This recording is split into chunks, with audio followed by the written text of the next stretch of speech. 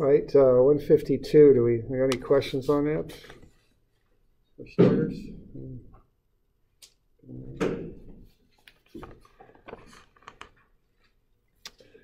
All right, the deal on this is you want to start. I usually find reactions on this first, okay? So I would do something like that right off the bat on this one. So I go sum of fx equals 0. That'll be RA minus the 6. I'm putting the 3 and the 3 together and getting 6. And then the 6 and the 6 together and getting 12. So I got sum of fx is 0. That's RA minus 6 plus 12 minus 8. So that'll get me the reaction at A. And that's 2 kilonewtons. Okay.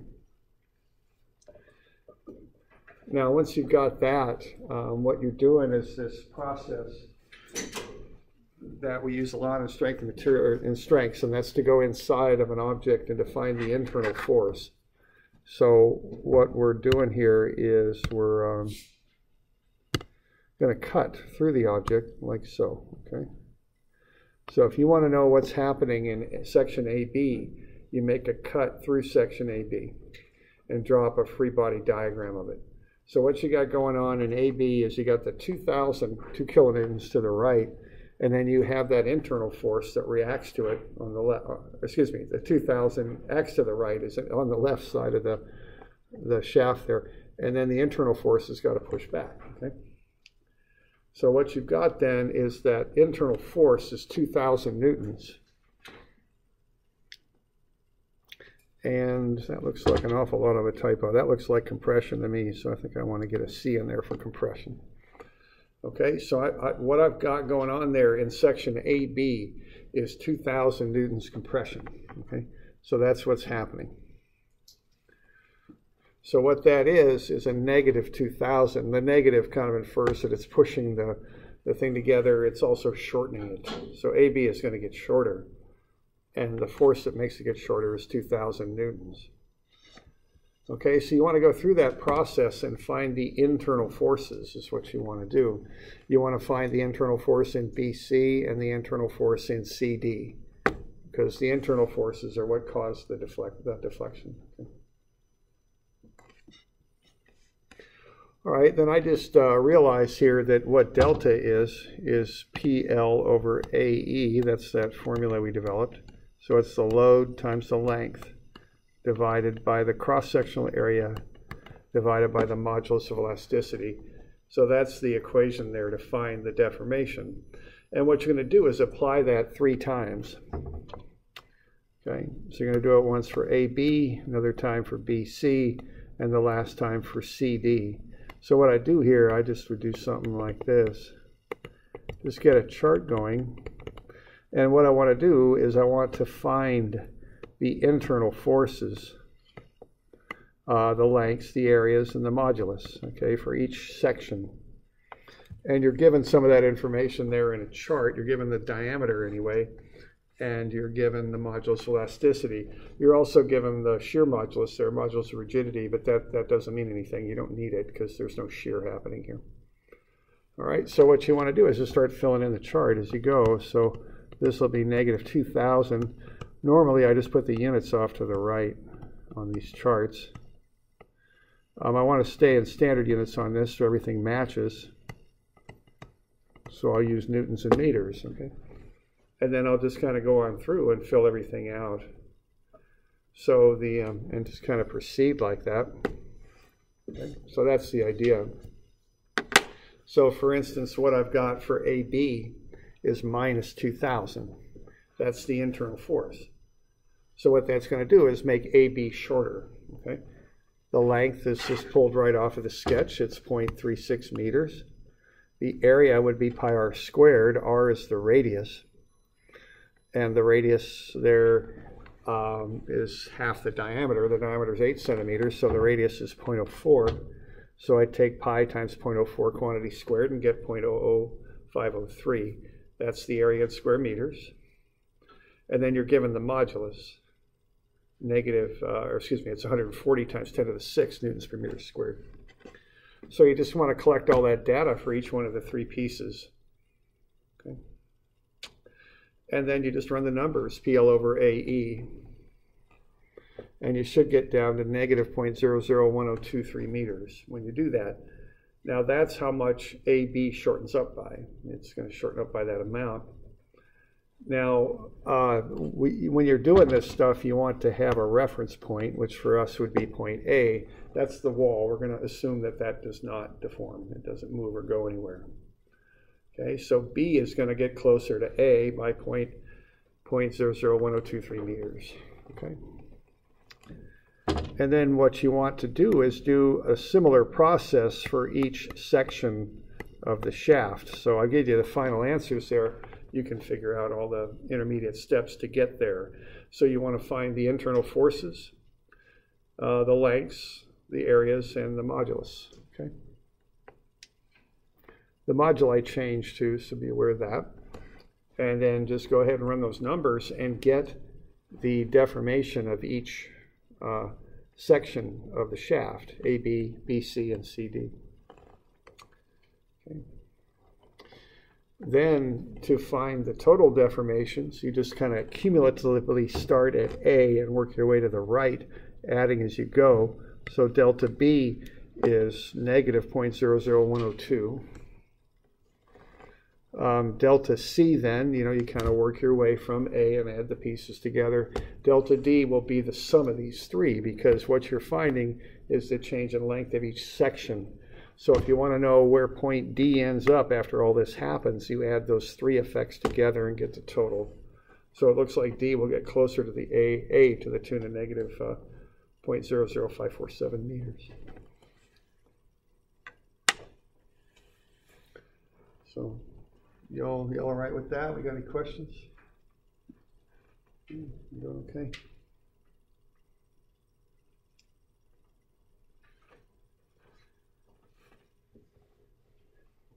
All right. So that's the process on that. You're kind of finding the deformation of each section and then adding all those deformations together to get the total. All right.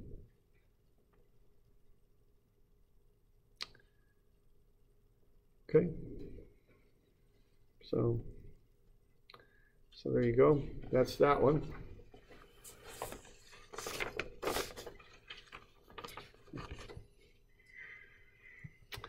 All right, 161 looks like that. Okay, so what you have there is a pier, which is just a little post. If you, they make pier blocks. Sometimes you can set a deck up on pier blocks. They're just little concrete little things that hold the posts coming down off the porch, something like that. And what we've got here, we've got 8 sections of rebar. All right, now rebar is just a mild steel that's been cast in a certain diameter. Now the rebars are called out by numbers. Now the number on a rebar is the amount of 1/8-inch diameters in it. So a number 6 rebar has a diameter of 6/8, 0.75 inches. Okay. So what we've got there is 8 number 6 rebar. And we're going to push down on this thing, and what we want to know is the deformation of the pier, the load in the concrete, and the stress in the steel. So I don't know about the wording on that. We'll have a look at that in a minute. So it looks like I want the stress in both the concrete and the steel. So I think I have a little bit of a typo there. Let's just say stress.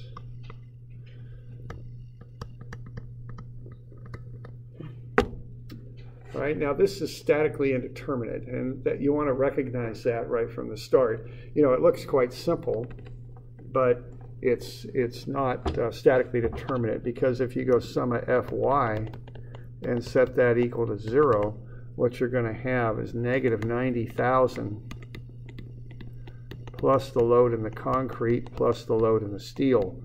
Okay, so what you're going to know here is the load in the concrete plus the load in the steel is 90,000. And see, that's all you can do with statics. There's not much else you can do with statics. Okay, so you can't solve this with just statics. Okay.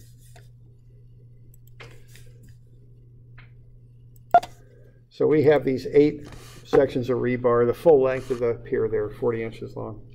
we've got the characteristics there, the material properties for steel and concrete. So let's see what's going to happen if we push on this thing with 90,000 newtons, okay? Or excuse me, I'm sorry, 90,000 pounds. We're in the English system for this. All right, so the first thing there is statics, okay? So when you're doing these statically indeterminate problems, you always want to start, or I always do, using a statics equation, or maybe more than one if you got, got a more involved problem, okay?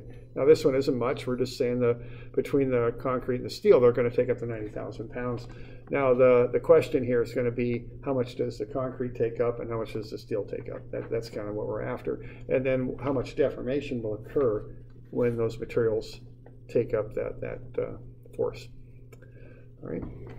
So there's the statics, and that's just the sum of the two is 90,000. Now the strength of materials. Okay, what that's going to involve is that delta S, the deformation of the steel, is equal to the deformation of the concrete, and what we know is that equals PL over AE.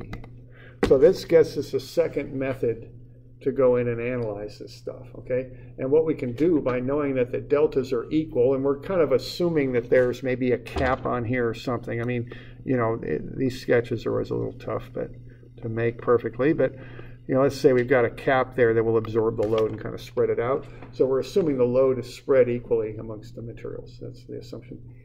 Okay, we need to do that. All right, so the P there, which stands for load, that's going to be the unknown. Now we got the length, that's 40 inches, and we've got E, the modulus, for both materials. This is a real common number for steel, 29 times 10 to the 6 psi.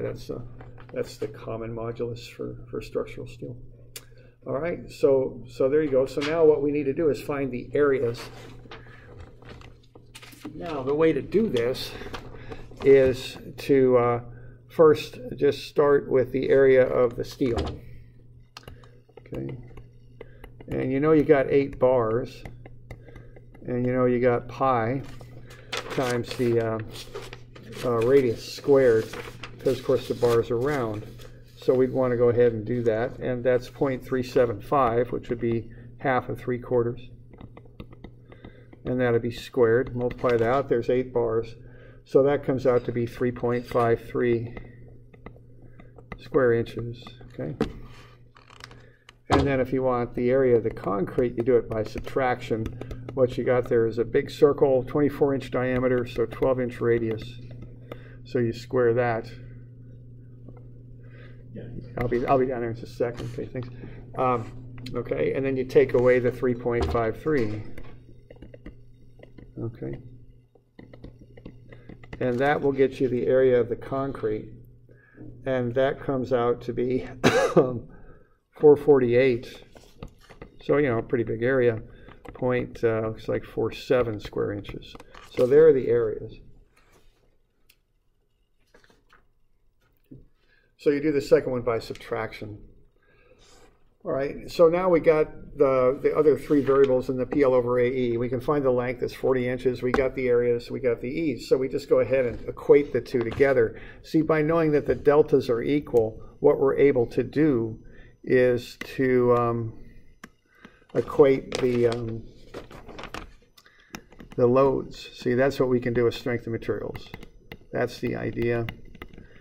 So what we're going to do then is we're going to take the unknown load in the steel times its 40-inch length, and we're going to divide out the area of the steel, 3.35 inches squared, and then the E for the steel, 29 times 10 to the 6 pounds per inch squared. So notice I got everything in pounds and inches there. Now the 10 to the 6 will cancel, and I'm going to set that up for the load of the concrete, the length of the concrete, the area of the concrete. You can fill all this stuff in, and the E for the concrete. Okay, you're going to equate those two together, and then what you're going to do is work that on down, and you could solve it either direction. So you can get that the load in the steel is 0.1268 times the load in the concrete, or you can get the inverse of that the load in the concrete is 7.88 times the load in the steel. So you can do it either way. All right.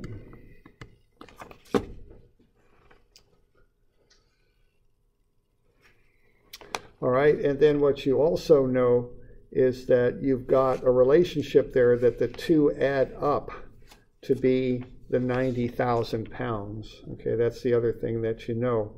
So what you know is that the load in the concrete is 90,000 minus the load in the steel and vice versa, okay? So what we're doing here is we're just introducing a second equation through the strengths. Okay, and we can just go ahead and plug those in. And what you're going to find then is what the loads are. Okay, so when you work through this, the load, and you have to do the calcs on that, and you're going to, work through the algebra. You're going to get the load in the steel is 10,127 pounds, and the load in the concrete then is 79,873 pounds. I think the area of the concrete is just so much bigger, it absorbs more of the load. Okay. All right, so that gets you to there. We good with that? The concept and the mechanics of it? All right. So what you want to do next is go ahead and figure up the rest of the stuff. So what you want to do is you've got the loads now, and then you want to find the stresses. So the stress is the load over the area. So the stress in the steel, what that is going to be 2866.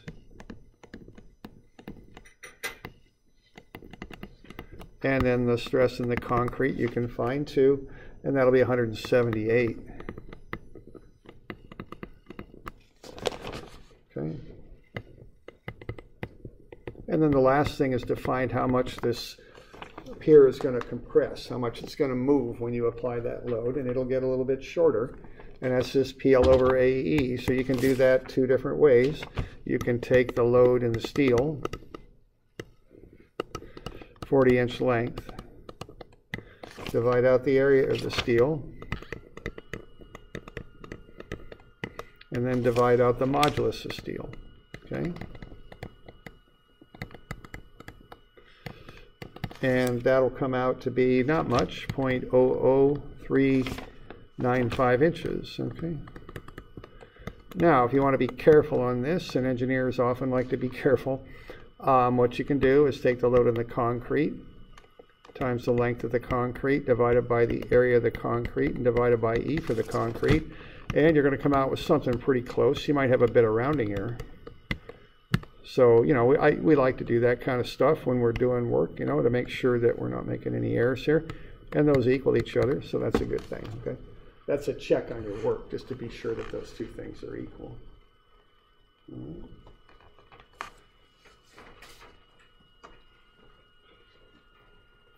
So we doing all right with that? Any questions on that bit? Okay.